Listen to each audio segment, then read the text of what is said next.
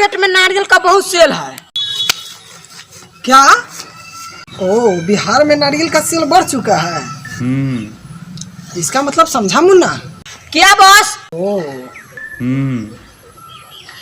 लग रहा है छठ पूजा आ गया।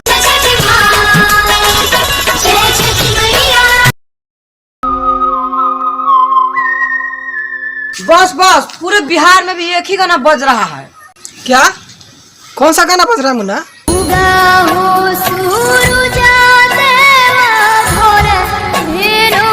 इसका मतलब समझा मुन्ना? क्या बॉस?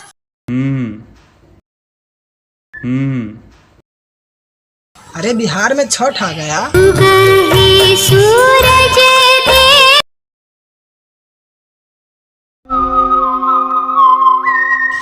बॉस बॉस, सारे परदेसी बिहार आ रहे हैं।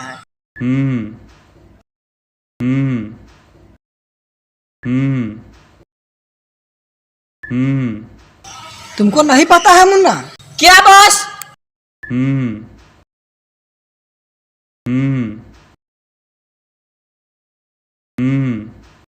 अरे बिहार का महान पर्व छठ पूजा आ गया।